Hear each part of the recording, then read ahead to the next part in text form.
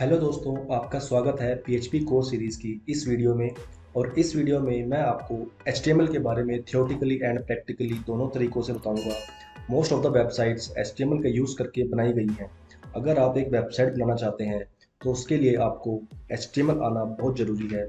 जिस तरह एक घर के स्ट्रक्चर को बनाने के लिए ईंट, रेत, सीमेंट आदि की ज़रूरत होती है, उसी तरह वेबसाइट के स्ट्रक्चर को बनाने के लिए एचटीएमएल की ज़रूरत होती है। एचटीएमएल की फुल फॉर्म है हाइपर टेक्स्ट मार्कअप लैंग्वेज।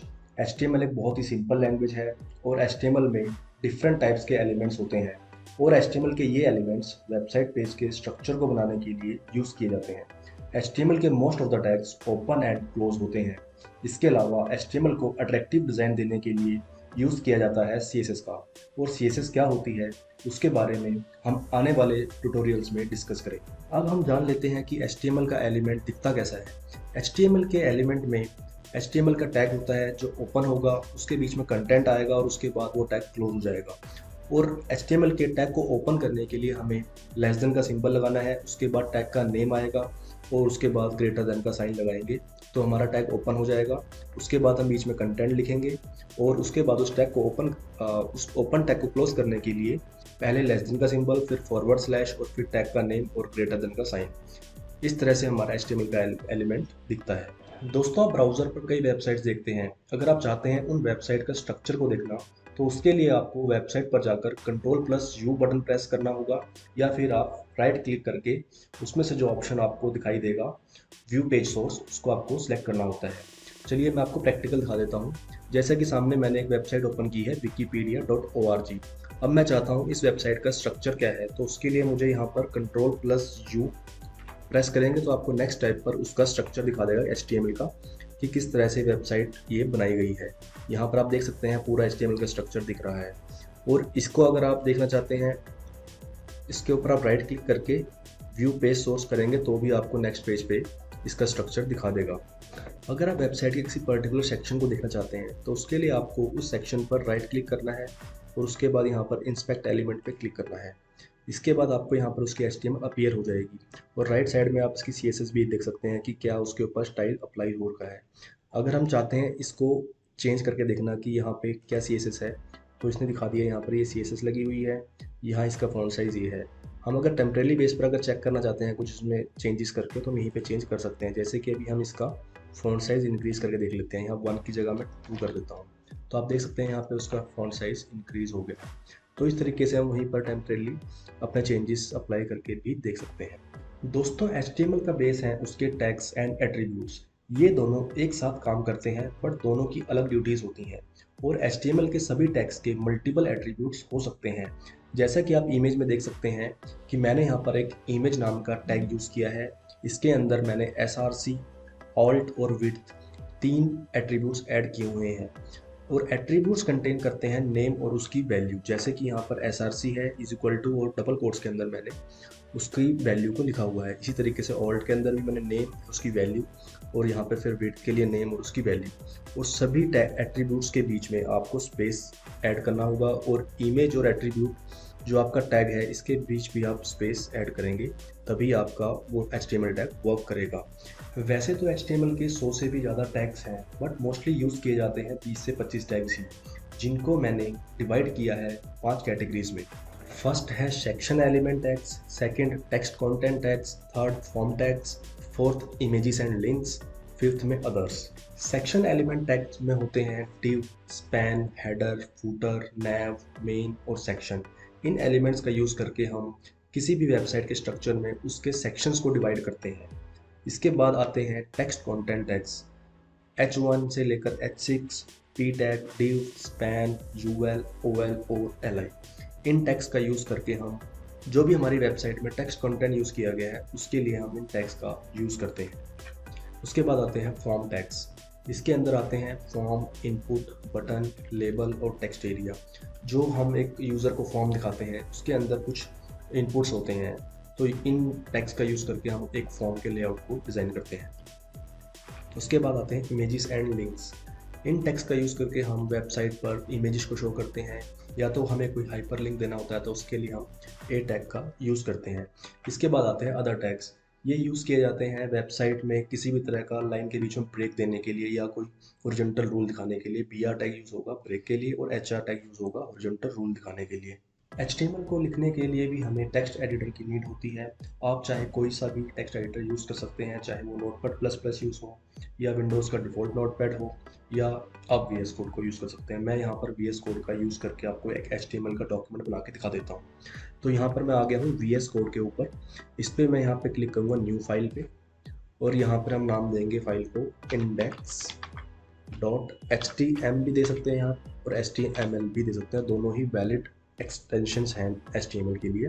तो यहाँ पर मैं index.html लिखकर फाइल को क्रिएट कर देता हूँ और इसको सेव कर लेते हैं डेस्कटॉप पर।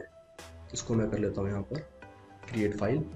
अब मैं डेस्कटॉप पर जाऊँगा और यहाँ पर ये मैंने फाइल बनाई थी, इसके ऊपर डबल क्लिक करेंगे तो आपको यहाँ पर ये फाइल ओपन होकर दिख जाएगी। अभी ये फाइल एम्प्टी दिख रही है। हम इस पे यहाँ पर कुछ टाइप कर लेते हैं। यहाँ पर अभी के लिए हम लिख लेते हैं H1 टैग पे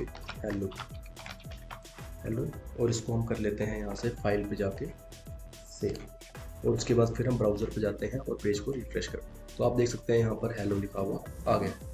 तो इस तरीके से हम एक HTML की फाइल को बनाते हैं। HTML की फाइल को व्यू करने के लिए आप कोई भी ब्राउज़र यूज़ कर सकते हैं, चाहे तो गूगल क्रोम, मोजिला फायरफॉक्स या सफारी, या उसके अलावा जो भी आपके पास ब्राउज़र अवेलेबल है आप उसका यूज़ करके ही HTML की फाइल को व्यू कर सकते हैं। अब आगे डिस्कस करेंगे कि HTML की फाइल का बेसिक स्ट्रक्चर होता क्या है।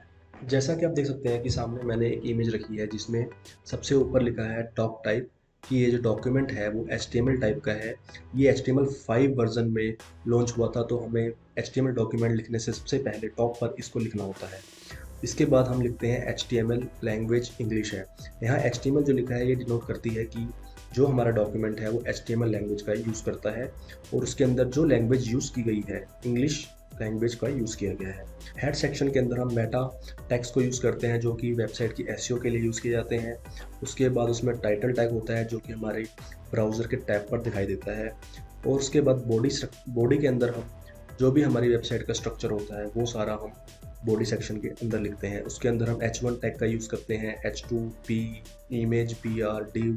अगर हम इस स्ट्रक्चर को ब्राउज़र पर प्ले करते हैं या ब्राउज़र पर व्यू करते हैं तो ये किस तरह का दिखेगा वो भी आपको मैं दिखा देता हूँ।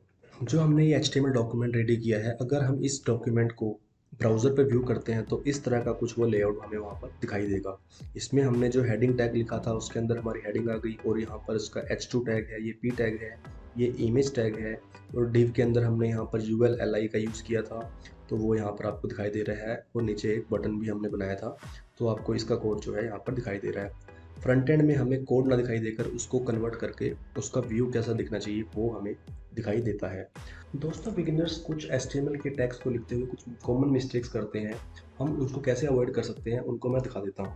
जैसे कि कॉमनली जो बिगिनर्स होते हैं वो टैग को ओपन कर देते हैं बट उसको क्लोज करना भूल जाते हैं और अगला टैग ओपन कर लेते हैं। तो हमें हमेशा याद रखना है कि जब भी हमने कोई टैग ओपन किया उसको हम सेम टाइम पर ही क्लोज कर दें, ताकि हमारे जो एरर के चांसेस हैं वो घट जाए। और इसके अलावा जो बिगिनर्स यूज़ करते हैं मिस्टेक वो है कि वो किसी भी टैग के अंदर अगर कोई टैग यूज़ करते हैं, जैसे कि मैं यहाँ H1 के अंदर एक स्पैन टैग यूज़ करता हूँ, तो जो हमारा टैग होता है जिस सीक्वेंस में हमने ओपन किया है उसी सीक्वेंस में उसे क्लोज भी करना होता है। बट बिगिनर्स क्या कर देते हैं कि यहाँ पर मुझे स्पैन टैग क्लोज करना था, बट वो क्या करते हैं H1 को पहले क्लोज कर देते हैं, उसके बाद फिर स्पैन टैग को बंद करते हैं, जो कि एक गलत तरीका है। अगर आपने जिस सीक्वेंस में टैग को यूज़ किया है आपको उसी टैग में उसे क्लोज कर देना है। जैसे कि स्पैन अगर मैंने यूज़ किया तो मैं यहाँ पर पहले स्पैन को क्लोज करूँगा, उसके बाद H1 टैग बंद होगा। तो ये एक करेक्ट वे है नेस्टिंग का। इसके अलावा जो मिस्टेक होती हैं वो एट्रीब्यूट में सिंगल या डबल कोट्स का यूज़ होता है। जैसे कि अगर मैं स्पैन में स्टाइल टैग यूज़ करता हूँ तो यहाँ पे क्या होता है कि कुछ लोग सिंगल कोट्स तो ओपन करते हैं बट उसे बंद डबल कोट से करते हैं। HTML में अगर आप सिंगल कोट का यूज़ करके टैग को एट्रीब्यूट देख रहे हैं तो आपको उसे सिंगल कोट से ही क्लोज भी करना है, या डबल कोट देते हैं तो डबल कोट दो बार ही आपको इसको ऐसे यूज़ करना है, मतलब दोनों सेम ही होने चाहिए। ओपन और क्लोज दोनों ही। तो ये थी बिगिनर्स की कुछ कॉमन मिस्टेक्स जो वो करते हैं और उन्हें हम किस तरह से करेक्ट कर सकते हैं। इसके अलावा अगर HTML डॉक्यूमेंट में आप कुछ कोड को कमेंट करना चाहते हैं जो कि आपके फ्रंट एंड पर ना दिखाई दे, तो उसके लिए HTML में कमेंट करने के लिए आपको लिखना होता है लेस देन का साइन, फिर एक्सक्लामेशन का साइन और डबल डैश। उसके बाद आपका कोड बीच में आएगा HTML का, और उसके बाद फिर आप इसे बंद करेंगे डबल डैश और ग्रेटर देन के साइन के साथ। तो अब जो हमारा फ्रंट एंड लोड होगा तो उसमें ये कोड दिखाई नहीं देगा क्योंकि हमने इसे कमेंट कर दिया है। तो इस तरह से हम HTML के कोड को कमेंट कर सकते हैं। दोस्तों, हम HTML से एक सिंपल वेबसाइट तो बना सकते हैं, बट वेबसाइट को ब्यूटीफुल एंड फंक्शनल बनाने के लिए हमें CSS और जावास्क्रिप्ट के बेसिक्स को भी समझना होगा। अगर आप HTML के बारे में और डिटेल से जानना चाहते हैं तो कमेंट कीजिए, मैं आपके लिए HTML का डिटेल ट्यूटोरियल बना दूंगा। तो फ्रेंड्स, उम्मीद करता हूँ आपको इस वीडियो में दी गई जानकारी समझ आई होगी। तो मिलते हैं इस सीरीज़ की अगली वीडियो में जो होगी CSS पर। Thank you.